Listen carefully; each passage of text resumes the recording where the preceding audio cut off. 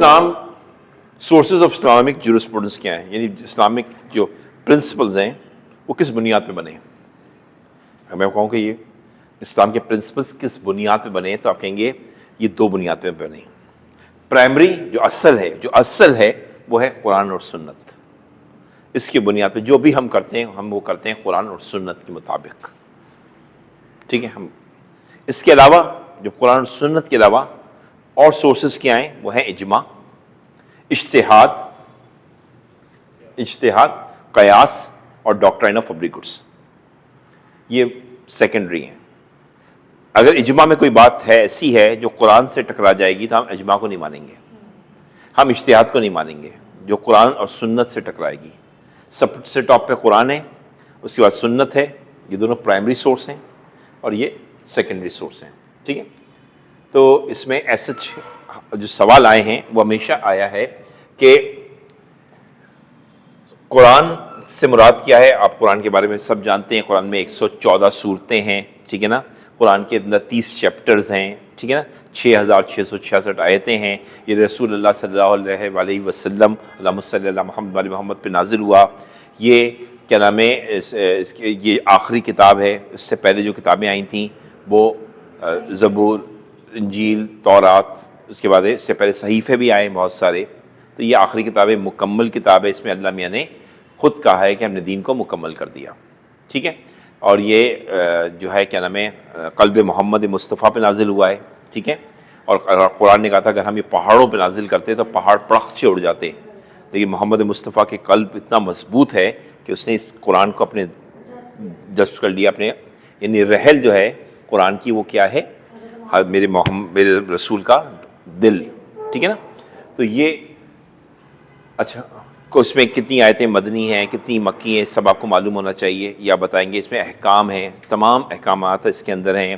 نماز سے روزہ، حج، زکوٰۃ، جہاد، سارے حکم اس کے اندر موجود ہیں. ٹھیک ہے.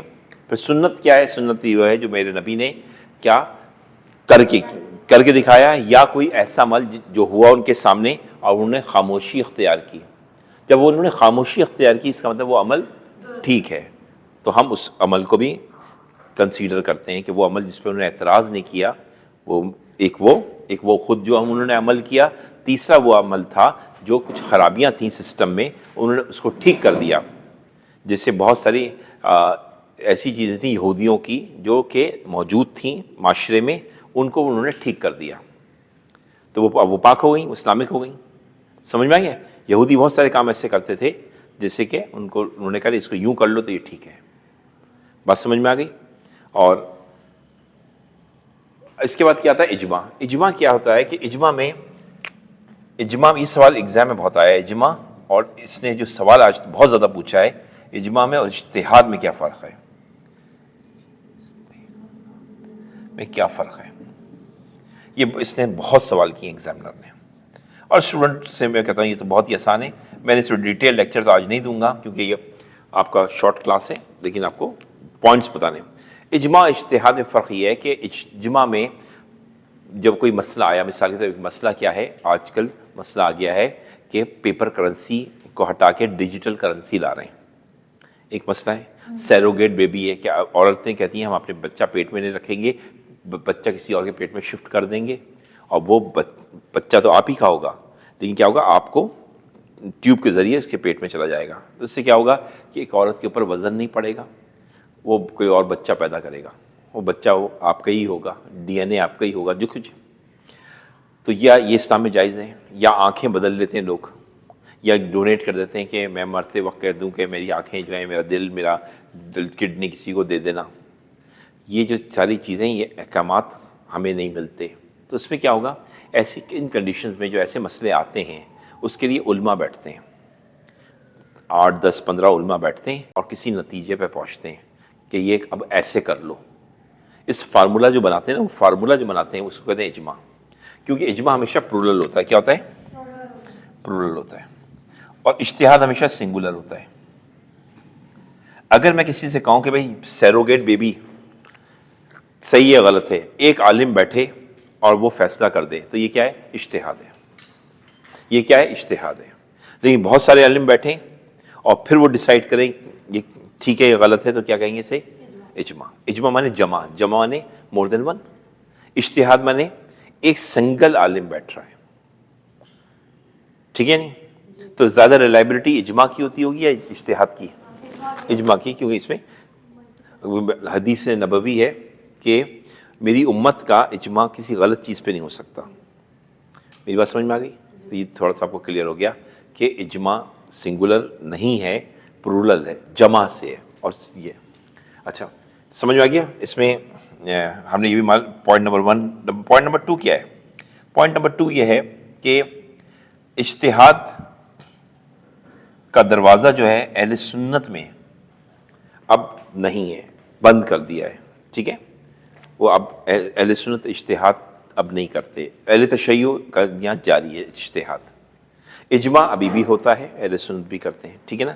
تو اس کو دیکھا جائے تو یہ اہل جو سنی مذہب ہے، فقہ ہے، مذہب تو سب اسلام ہے، اور شیعہ فقہ، ان دونوں میں کیا فرق ہے؟ شیعہ ابھی بھی اجتہاد کرتے ہیں، سنی لوگ اجتہاد سے گریز کرتے ہیں. ٹھیک ہے یعنی یس نو؟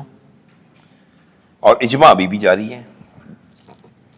تیسرا پوائنٹ یہ ہے کہ اگر آپ دیکھیں اجتہاد میں تو آپ کو MASH معاش، یہ معاش آپ کو یاد رکھنا ہے کہ یہ عالم گزرے ہیں جنہوں نے اجتہاد کیا بڑے پیمانے پہ سنیوں کے یہاں.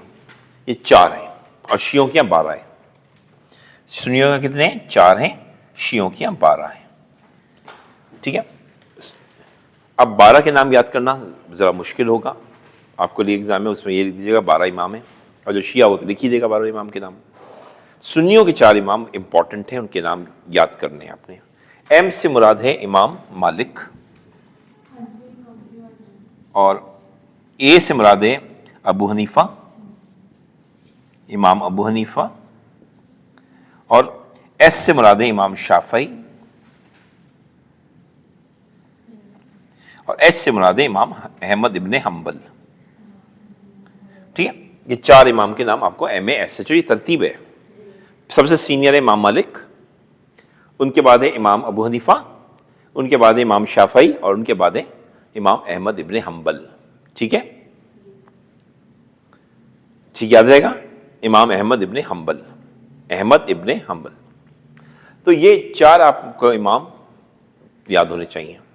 شیعوں کا کیا 12 ہیں: امام علی، امام حسن، امام حسین، امام زین العابدین، امام محمد باقر، امام جعفر صادق، امام موسیٰ کاظم، امام علی رضا، امام محمد تقی، امام علی نقی، امام حسن عسکری، اور امام مہدی جو آئیں گے. ٹھیک ہے نا؟ یہ 12 امام ان کے.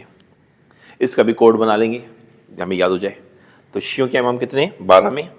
امام علی، امام حسن، امام حسین، ٹھیک ہے، امام زین العابدین، امام باقر، امام جعفر صادق، امام موسیٰ کاظم، امام علی رضا، امام محمد تقی، امام علی نقی، امام حسن عسکری، امام مہدی. ٹھیک ہے، امام جعفر جو ہیں، یہ جو امام جعفر ہیں یہ ان 4 کے استاد مانے جاتے ہیں. امام جعفر جو ہیں، جو اہل سنت کے 4 امام ہیں، ان کے استاد کا درجہ رکھتے ہیں. ٹھیک ہے، امام مالک اور امام ابو حنیفہ یہ دونوں امام جعفر کے شاگرد تھے. ٹھیک ہے نا؟ امام ابو شافعی شاگرد نہیں ہے، امام احمد ابن حنبل شاگرد نہیں ہے. لیکن چونکہ یہ امام شافعی ان کے شاگرد ہیں تو اس طرح سے یہ ان کے شاگرد ہیں، اس طرح سے یہ ان کی آتے ہیں. لیکن ان دونوں نے، 2 جو امام ہیں، انہوں نے براہ راست امام جعفر سے تعلیم حاصل کی. ٹھیک ہے، نہیں کلیئر ہو گئی بات؟ یہ نہیں تو اس لیے ہمیشہ میں کہتا ہوں کہ شیعہ سنی فرق نہ کرو. یہ ایک ہی مدرسے کی سے کے ہیں لوگ ہیں. ہم اس کو فرق بڑا مسئلے مسائل میں زیادہ پڑ جاتے ہیں، نہیں کرنا چاہیے مسئلے مسائل. ٹھیک ہے، تھوڑا بہت اگر فرق ہے تو وہ ہو سکتا ہے رائے کا اختلاف ہو. ٹھیک، امام غزالی تو وہ لیول نہیں ہے جو ان لوگوں کا ہے. یہ تو ایسے تو بہت آپ کو امام مل جائیں گے، امام تیمیہ بھی مل جائیں گے آپ کو. ٹھیک ہے نا؟ صحیح ہے نا؟ کیا نام ہے، امام بخاری بھی مل جائیں گے آپ کو. صحیح نا؟ تو یہ تو بہت ہائی بہت بہت بہت لیول ہائی لیول کی جو فقہ کے لیول پہ ان کی بات کر رہے ہیں. ٹھیک ہے نا, یاد رہے گا, کلیئر. اچھا, اجماع کی بنیاد کس پہ ہے؟ قرآن اور سنت کی بنیاد پہ ہے اجماع ہوتا ہے. اجتہاد بھی قرآن اور سنت کی بنیاد پہ ہوتا ہے. بیسس تو دونوں کی سیم ہے, بس فرق کیا ہے ان دونوں میں کہ یہ سنگولر ہے, یہ پلورل ہے. امام مالک نے اجتہاد کیا اکیلے, امام ابو حنیفہ نے اجتہاد اکیلے کیا, امام شافعی نے اکیلے کیا, امام احمد بن حنبل نے اجتہاد اکیلے کیا. اگر یہ مل کر کرتے تو کیا بن جاتا؟ اجماع. ٹھیک ہے نا, جو یہ الگ الگ پیریڈ کے ہیں, سب سے سینئر ہیں, پھر یہ جونیئر پھر جونیئر. ٹھیک ہے, اوکے. اچھا, تو اجماع اجتہاد میں سمجھ میں آ گیا کیوں یہ کیا جاتا ہے کہ مسئلے مسائل روز کہ اب ڈیجیٹل کرنسی آ رہی ہے, اب اس پہ کتابیں پرنٹ ہوئی ہیں, علماء بیٹھ کے کہہ رہے ہیں کہ ڈیجیٹل کرنسی کیا ہے, کہ اب کرنسی نہیں ہوا کرے گی فیوچر میں, نوٹ جب کہ پیسہ جیب میں نہیں ہوگا, پھر ایک وقت آئے گا چپ آ جائے گی آپ کے اکاؤنٹ, ہاتھوں میں آپ کا اکاؤنٹ نمبر ہوگا, نہیں سمجھے, اس کے بھی اس طرح کے سسٹمز آ جائیں گے, تو پھر کیا ہوگا؟ اس پہ تو اسلام خاموش ہے. تو پھر قرآن اور سنت کی روشنی میں مزید اجماع ہوں گے, مزید اجتہاد ہوں گے. اب لوگ کہتے ہیں یہ ناجائز ہے کہ اگر جو مرتا ہے آدمی وہ اپنی آنکھیں ڈونیٹ کر دیتا ہے, اب کہتے ہیں قیامت کے روز پھر اسے اٹھایا جائے گا تو اندھا اٹھے گا. کچھ کا خیال یہ ہے, کچھ کہتے ہیں ٹھیک, بہت اچھا عمل ہے, بہت ثواب کا عمل ہے. تو اس پہ اجماع ہوئے ہیں, آپ دیکھیں گے. تو اس لیے آپ کو مسئلے مسائل روز کی بنیاد پہ دنیا چینج ہو رہی ہے, بہت زیادہ دنیا بدل چکی ہے. آئندہ فیوچر تو بالکل, اب تو اے آئی کا زمانہ آ رہا ہے, تو مسئلے تو آئیں گے جو پہلے نہیں تھے. تو اس کا جواب اجماع اور اجتہاد سے ہوگا. اجتہاد ایک انڈیویجول کرے گا, اور اجماع جو ہے وہ اچھے خاصے علماء, جیسے اسلامک بینکنگ میں ہوا تھا, کیا اسلامک بینکنگ جائز ہے یا ناجائز ہے, تو اس پہ اجماع ہوا کہ یہ ٹھیک ہے. ٹھیک ہے نا, تو اس پہ اجماع ہوا. اس طرح کی اسلامک انشورنس کے اوپر ہوا کہ اسلامک انشورنس غلط ہے یا ٹھیک ہے, تو اس پہ اجماع ہوا اسلامک انشورنس ٹھیک ہے, جس کو تکافل کہتے ہیں. بات سمجھ میں آ رہی ہے؟ تو اس طرح کے مسئلے آپ لکھیں گے, یہ اجماع اور اجتہاد سے سالو ہوتے ہیں. تو کیا دیکھا ہم نے کہ سیکنڈری سورس میں اجماع اور اجتہاد ہے. قیاس کیا ہے؟ قیاس کا مطلب یہ ہوتا ہے کہ ویسے اب اجماع کریں, اجتہاد کریں, تو آپ تو قرآن کے اصولوں پہ چل رہے تھے. قیاس کیا چیز ہوتی ہے؟ قیاس یہ ہوتی ہے, اسے کہتے ہیں انالوجی. کیا کہتے ہیں؟ انالوجی.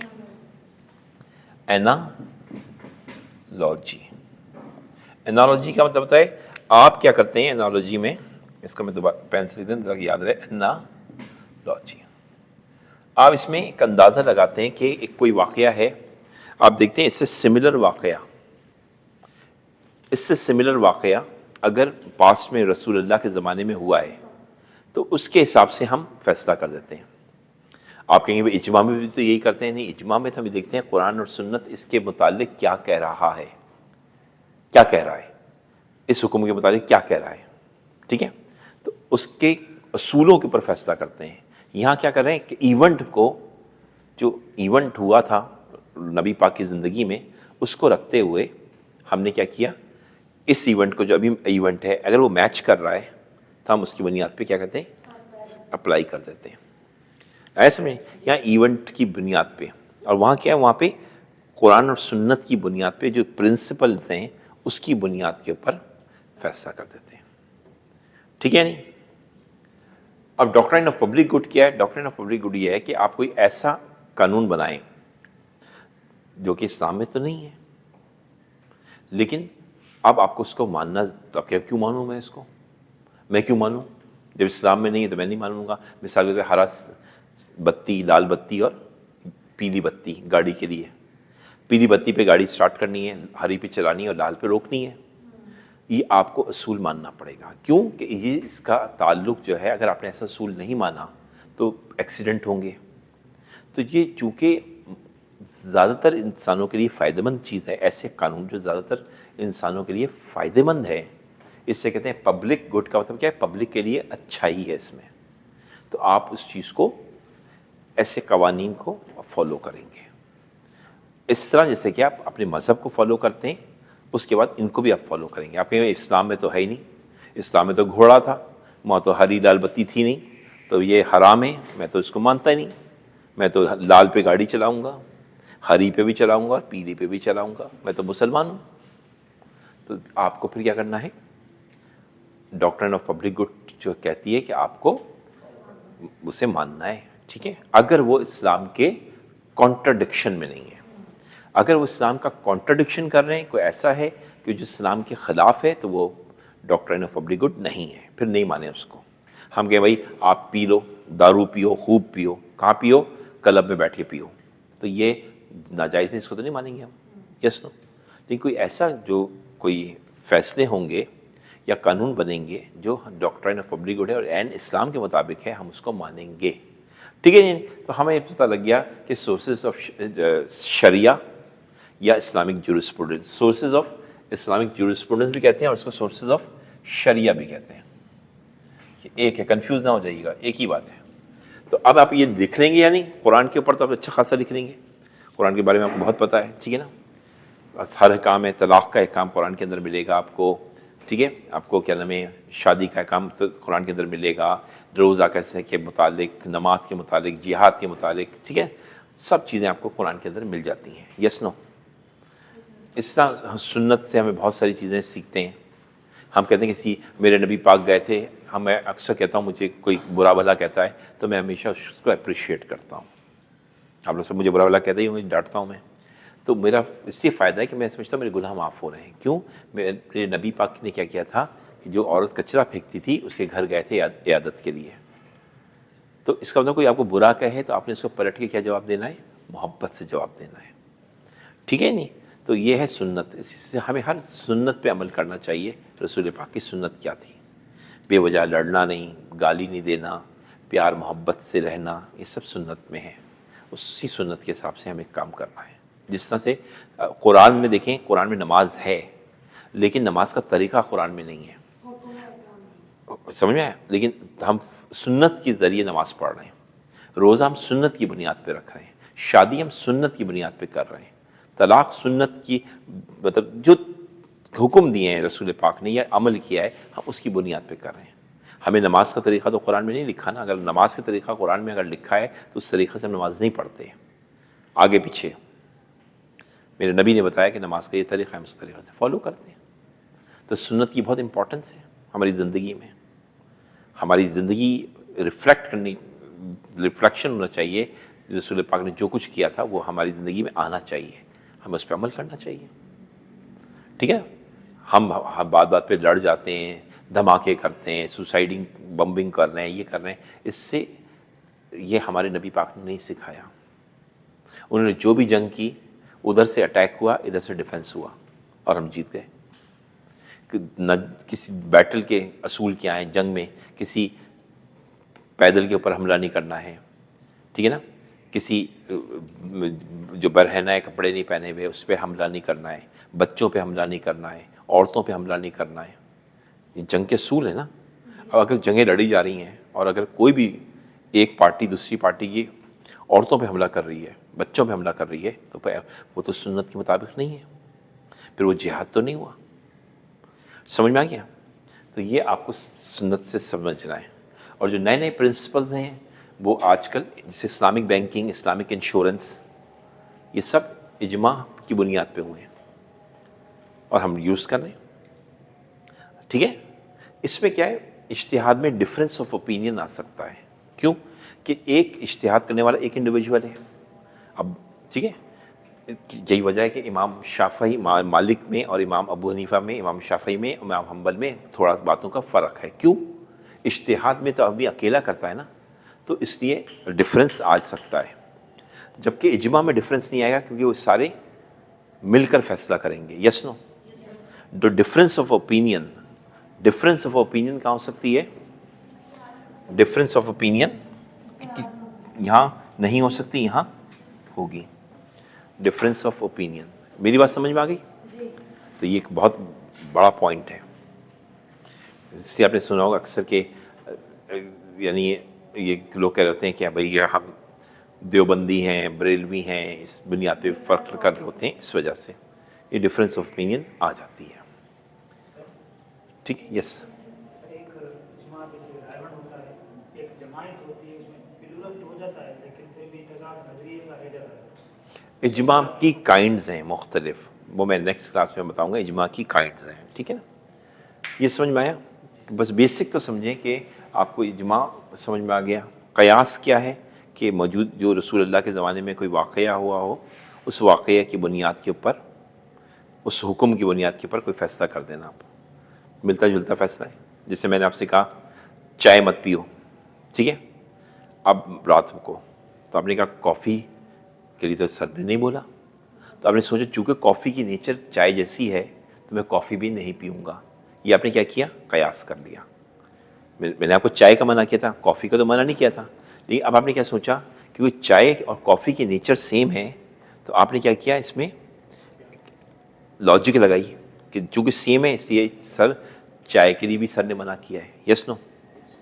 آج سمجھ میں نے آپ سے کہا ٹھنڈا آم کا جوس مت پیو، یہ تو میں نے آپ کو کہہ دیا. اب ٹھنڈا اورنج کا جوس آیا تو آپ نے کیا سوچا کہ نہیں اورنج کا جوس بھی نہیں پیوں گا، یہ ٹھنڈا ہے. یس نو؟ تو اسے کیا کہتے ہیں آپ؟ قیاس، اندازہ لگانا، کہ لاجک لگا کے سمجھنا. اور یہ کیا ہے؟ اجتہاد اور اجماع. یہ قرآن اور سنت کے حکم کے مطابق کہ اسلامک بینکنگ میں گنجائش ہے یا نہیں ہے، قرآن کیا کہتا ہے اور حدیث کیا کہتی ہے، اس کی بنیاد پہ آپ نے کہا یہ چیز صحیح ہے. یعنی پرنسپل کی بنیاد پہ آپ نے یہ چیز بتائی صحیح ہے غلط ہے، کیا ہے؟ اجماع اجتہاد. اور قیاس میں کیا کر رہے ہیں آپ نے اس سے سملر چیزوں کو میچ کیا. سمجھ میں آیا؟ اب آپ کہیں گے اسلامک بینکنگ میں قیاس کیوں نہیں ہوا؟ اس لیے نہیں ہوا، اس زمانے میں اسلامک بینکنگ میرے نبی کے زمانے میں نہیں تھی، اس لیے ہم قیاس نہیں کر سکتے. اس لیے ہم پرنسپل کے اوپر، قرآن اور سنت کے اوپر فیصلہ کریں گے. لیکن اگر نبی پاک کے زمانے میں اسلامک بینکنگ ہوتی اور آج کی اسلامک بینکنگ کو ہم کیا کرتے؟ کمپیئر کرتے اور اس جیسا بنا دیتے. یس نو؟ سمجھ میں آئے؟ تو اسلامک بینکنگ کے جتنے اصول ہیں وہ کس بنیاد پہ ہیں؟ قرآن اور سنت کے اوپر ہیں. ٹھیک ہے، تھینک یو.